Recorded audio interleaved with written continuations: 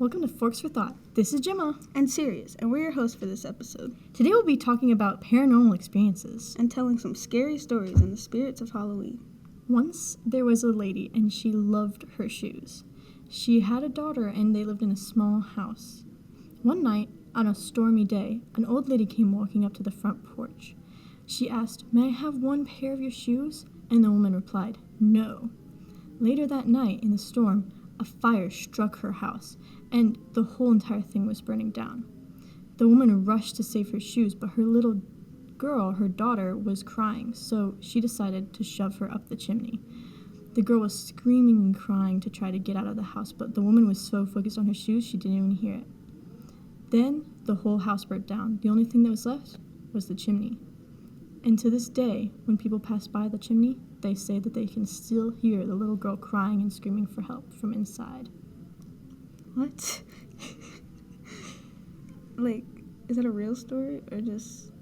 I don't know. My family friend, they heard it at a summer camp, and then they've told it to me for a long time. And every time I see a standing alone chimney in a field, I always think of that story.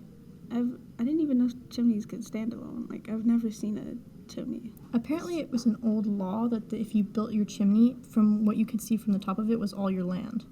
Oh. So there's just a bunch of random chimneys lying around. I'm assuming from also house fires. Okay. Interesting. Anyways, what are some scary stories you know? I don't know many, but I do have this one that I saw.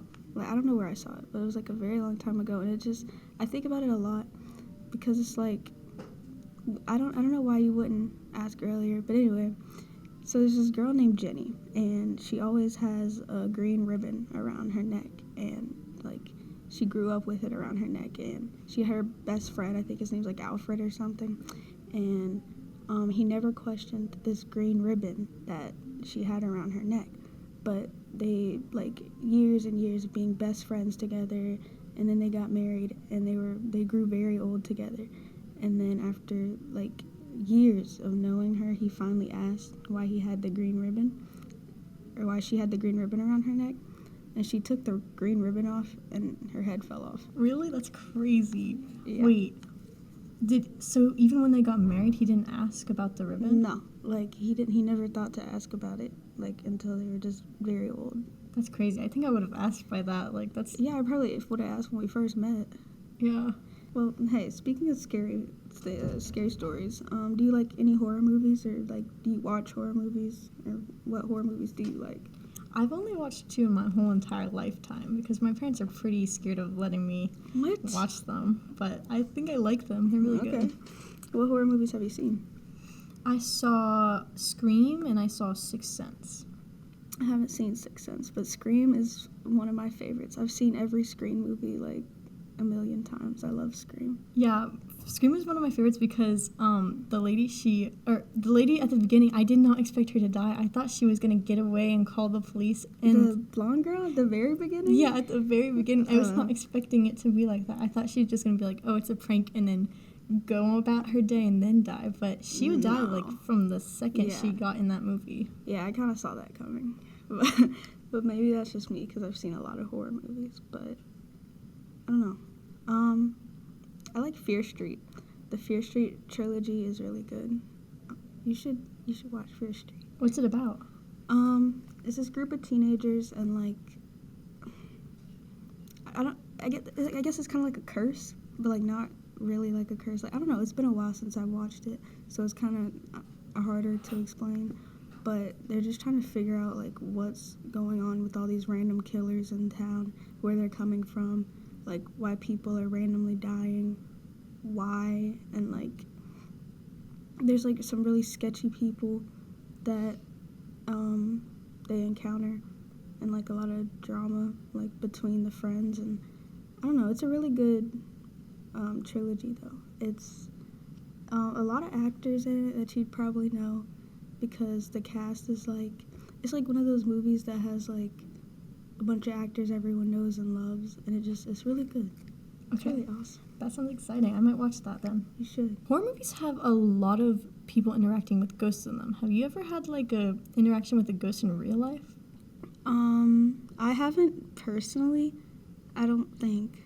or like not that I remember at least, but I do know stories that like my mom and my cousin told me one time, because we were on a trip and we were on this ghost tour, and the like people just started telling stories. So my mom started telling stories about she saw my other cousin that had died, and she saw him like walking in the hallways, like almost as if he was like looking for something, like he was lost, looking for something, looking for someone. And that kind of freaked me out because like sometimes I'll hear people calling my name, like I don't know if like, but there's never anyone calling my name, so I don't know if that's like, if that counts as like paranormal or anything. And then my cousin would tell me about like at my grandparents' house, they have like this bathroom that's like in the back rooms of the house, and she would talk about how she would hear people calling her name from back there, and now I'm scared of going back there, and I never go back there. It's very scary back there. Yeah, I know what you're talking about. One time, my grandma was telling this story the next morning, and my mom was telling it too, because I can barely remember it. But my grandma is really into haunted things, and she always wants to go to haunted places. So we went to this haunted hotel with her, just me and her, because we love going to haunted places. And we asked them, we were like, hey, what's haunted about this place? We were asking the hotel people, and they said, hey, do you want to stay in the haunted room? And we were like, oh God. Yeah, we can stay at the haunted room. So in the middle of the night, we're trying to go to sleep. We've like watched a scary movie, and then like this family that went on vacation movie like 4 times on accident. But what? It's like a show. But so we're trying to go to sleep after that, and it's dark, and it's a big room with the bathroom, and it's got like an echoey hallway. There's a bunch of random windows everywhere. She hears me and my mom whispering, and she says, guys, stop whispering. And my mom turns to look at her because she's been facing her the whole time. She's been facing away from me. What? And we have not been whispering the whole time. So the next morning she wakes up and she's super mad at us. She's like, why are you guys whispering about me in the middle of the night? Like, what's going on? And I had been asleep through that. Like, I can barely remember it. And my mom tells her we were not whispering. And she was so convinced that there was someone whispering that she is like still mad at us for it, even though there was nothing there. What? I'm pretty sure there was definitely a ghost or something whispering, because she is very, very sure about it. Oh my. Yeah, I haven't been to a haunted hotel, but the cousin who was telling me about the voices in my grandparents' bathroom, she's been to a haunted hotel, and she would hear like, she was telling us stories about how she heard like screaming and like stuff falling and just a whole bunch of random stuff. It kind of freaked me out, but yeah. So I remember you mentioned a ghost tour earlier. Yeah. I went on one when I was younger, and it scared me so badly. Oh, what happened? So we were on this RV camping trip with my grandparents, and we decided we're going to go on this ghost tour, right? It was like to a place I've never been before. I don't even remember what it was called. It was middle of nowhere. But we went there, and they started telling the story. So there was once this man, right? Mm-hmm. He was set to be married to a woman. She was very beautiful, but she had cancer, and she unfortunately passed away right before their wedding day. So she got buried, and everyone was very sad. The sister came up from her hometown, and everybody was crying. So it's a few months later after the woman died, and the sister hears that a grave has been robbed, and it's her sister's. So she flies home. She's still struggling with the loss of her sister. It's like way too early for her to be dead, right? Yeah. She says, I'm going to go visit the husband of my sister who was going to be married to her. And so once she's like talking to townspeople, where is the husband at, right? Apparently he's been in the church, and they say he's been so depressed and sad recently that he has just locked himself in there. He's like not coming out. So she goes to the church, and she's like wondering where he is, because she's trying to commune with him. She's like, oh, we both lost my sister, like, yeah, we both got the grave robbed.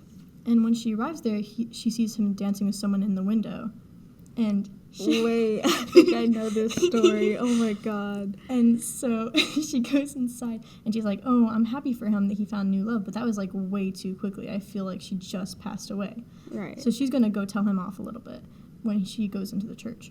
But when she gets in there, it's like a wedding. There's like a party going on or something. And there's like no one in there, but it's set up for a wedding. And everybody's supposed to be dancing because you can hear the music, but no one is except for the husband and this one lady who's dancing. Now she can't quite see the lady because there's a wig on, so she goes up and she's like, hey, what are you doing? This is way too early to be having a wedding. But she gets a closer look at the lady, and it's like hands are weird and messed up for some reason. Yeah. And she takes a closer look at its face, and it's like got marbles where its eyes should be, and it's not a human. It's like a mannequin. So she gets really freaked out, and the husband's talking to her, and he's like, why are you so upset about your sister dying? She's right here. And she's really confused. She's like, no, she's not. And suddenly everything clicks into place. He had gone to the grave and robbed it, and he had taken her body and put wax around it, and then put glass for eyes and a wig for hair, and he was dancing with the body like their wedding. Yeah. He had gone crazy. Yeah. All right. Yeah. Yeah. I've heard this story before. It's actually okay. If I had a nickel for every time I've heard a story like this, I'd have at least 5 nickels. Wow. Which isn't a lot, but it's strange that I've heard that many stories about it. And crazy to think about the fact that there's probably more out there. I wonder if it's true then. If there's so many. Honestly, probably, because I know there are. I have listened, because I like true crime. So I have listened to, like, true crime podcasts and stuff, and I heard a true crime story one time about this guy whose mother died. And so he had a really strained relationship with his mother, so he he kind of like lost it a bit after his mom died. He killed a few people and robbed a few people's graves to like get different, because he went to multiple women, multiple girls to get like hair, skin, like just like very specific things from very specific women that were even remotely similar to his mother's, and like quote unquote reconstructed his mom. That's disgusting. Yeah. So it is probably a real story. Yeah, people do really weird things. Yeah, they do. Speaking of like dead people and like things that happen to people after they're dead, how do you feel about ghosts? Like, do you believe in ghosts? Do you think, if ghosts are real, do you think they can affect, like, what's happening to people that are living or, like, in the, like, actual current real world? I think that ghosts may or may not exist, but I definitely think that their desires still do exist. Like, if they wanted to murder someone, then they might just die on accident or something. Like, I think that they have things still going on in the real world. Because when I was younger, my uncle, he was telling me this story about his friend had just died, and he was, like, sad about it, right? But he goes to turn off the lights in the backyard because his dogs are barking at something, and he doesn't want them to be barking at, like, a squirrel or raccoon and try to go chase it off or something. So he goes to turn off the lights in the backyard, but he sees a person just before the light flicks off. When he turned the light back on to, like, figure out if there's someone trying to rob his house or something, there was no one there. And he's very convinced that it was his friend just, like, trying to tell him something before he passed on. And, like, when I was younger, that story scared me so much. I was so sure the ghosts were going to come and eat me or something. Eat you? Yeah, I was, like, scared of the toilet because I was thinking, like, a ghost's going to come out of it. I would not flush it because of that. Okay.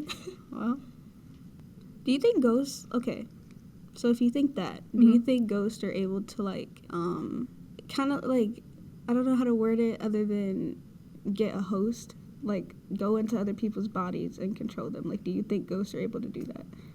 I don't know. I feel like they could. Like, I feel like maybe they would be able to give someone ambition to do something. Like, make them want to do it. But so, I don't like, know. kind of manipulate them, but not necessarily fully take over. Yeah. I've heard stories about them taking over, though. Yeah. Speaking of, like, paranormal experiences, or, like, not even paranormal experiences, of things that you think ghosts could do, what do you think? Like, what are some theories? Okay, so here's the thing. I've seen, like, a lot of different type of theories for, like, a lot of different type of things. Mm-hmm. And I don't know what to believe and what not to believe. So, like, I've discovered recently that it's more of like I just don't know. I think anything is possible, and, like, I don't know. I'm only a teenager. I don't know. There's a lot of things I don't know, and there's a lot of things I won't know for a very long time or ever even. So, like, I think anything can happen. I think anything can be real. I think there's just, like, a lot of things that are out of my control that I just don't know about, and I will never know about, and that's fine. Mm-hmm. That's well said. So, speaking of scary movies earlier, what are some scary books you've read? I don't know if I consider them scary, but I, like, read a lot of, because, like I said, I like true crime, so I've read, like, a lot of murder mystery books and, like, books like that. Mostly, like, mystery books, trying to find out who killed who for what reason, like, stuff like that. Like, right now, I'm reading All Dead Girls Live, and this girl is trying to figure out what happened to someone in her class who was murdered recently. Oh, wow. Yeah. That's, like, if someone got murdered in my class, I'd be really scared. Yeah, me too. Especially because of, like, where we live, it's not. Yeah. Yeah. What about you? Do you have any books? Yeah, I was thinking about how school, whenever you're going to get murdered, you could probably escape from it because you have a way to. But I was reading this one Agatha Christie novel, and it was, like, a mousetrap or something. And they get trapped in this house in a snowstorm. It's like a hotel type thing. And they've heard about this murder that happened, like, really close to them. And so a police investigator comes to investigate during the snowstorm. He, like, comes there on skis or something. And he's trying to figure out who it is, because they're probably in this house. But then a murder happens in the house, and everybody's freaking out. The murder investigator's freaking out. Everybody's, like, really worried, right? And so it turns out in the end that it was the murder investigator the whole time who was the murderer. And he was going there for vengeance because his brother had died at, like, an abusive foster home. Oh. Yeah. And apparently one of the people was the person who recommended him to go there. And one of them was the sister, because they had a brother and sister. Oh, And they interesting. convinced him to stop murdering. Wow. Yeah. That sounds good. I might have to, what's the book called again? Mousetrap. I might have to. And I might Check have to that out. read yours, too, because that one sounds interesting. Like, Yeah, it is. I have a lot of murder mystery type books I could recommend you. One I always recommend to people is A Good Girl's Guide to Murder. Like, that whole trilogy has been my favorite for years. It's really good. I've heard of that one. It sounds, like, amazing. It is. It is amazing. I love it. All 3 books. And it recently got made into a show, so that was cool. That was fun to watch. Waiting for season 2 now. That's exciting. It is. Speaking of murder mystery books, I was almost part of a murder mystery one time. What? What do you mean by that? So one time we were outside, like, in the back of the Goodberries, and behind the Goodberries, there's this, it's Shanghai Alley, like, it's like a Chinese food restaurant. But, so we go back there because we're hanging out. I'm with my friends. It's after swim meet. It's near Halloween. And my friend finds this lighter on the ground. And so she starts flicking it because she's like, does this still work? Because that's really dangerous if it's back here, if it still works. And there's a young person who's working there who sees us, and he goes and rushes inside. And we're like, oh no, we scared someone with the lighter. And then this man comes out. He's like an old man, and he's holding a cleaver. And we start running towards the Goodberries to our parents. And we decided not to speak about it because we didn't want to be like arsonist or something painted to be by an old man. Right. So we decided not to speak about it. And it was really scary because the man came into the front of the Goodberries, and he just looked for a while, and we had like changed our clothes and stuff so he wouldn't recognize us. It was like a whole entire murder mystery type novel. Oh, like, so he chased you out the... Okay. Yeah, it was scary. Yeah, that sounds scary. Hello? And he wasn't speaking a lot of English, so and when he did, it was like a really low voice, so it was much scarier when he would say. Okay. That's interesting. Yeah. Has anything ever happened to you, like, near Halloween or something like that? Nothing scary has happened to me. No, not really. Anything with, like, pets looking at something, maybe a wall? Well, my dog does that, but he's just a really weird guy, so I don't know. I don't know if it has anything to do with that or if he's just really strange. Because sometimes he'll just walk up to walls and stare at them for a while, and then he starts barking at the wall for no reason. He's been doing that since he was a puppy. My dog is really weird. Yeah. So, I don't know. I used to have this cat in my neighborhood, and I became, like, best friends with it, right? She was a kitten at the time, or she was, like, a teenage cat, and it became Halloween, and she only follows us, like, whenever we're going somewhere. So, like, if I was going to a restaurant, because it's walkable distance, she would follow us until we got there to make sure we were okay. But on Halloween, it was, like, we live in an intersection of my neighborhood that nobody goes to, so it's, like, very lonely there. So on Halloween, she started following us and making sure we were safe, which she only does when there's something she's scared of. So whenever she started following us, we were, like, really suspicious, and we started looking around and stuff. But we got to where we were going, and there was nothing there, so I don't know what was that about, but the pets were, like, scaring me. That's weird to think about. Mm-hmm.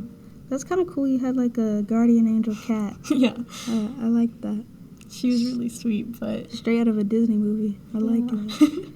Your dog is kind of a guardian angel dog, if you think about it. He's defending you from all the walls. He is not defending anything. He is not defending anything. He is, like... Man, he is... No. If you knew my dog, he is not defending anything. Thanks for tuning in, Brave Souls. Remember to follow us on Instagram and YouTube at The Page. And remember... Next time you hear a bump in the night, it could just be your imagination. Or perhaps something's lurking. See you next time on Forks for Thought.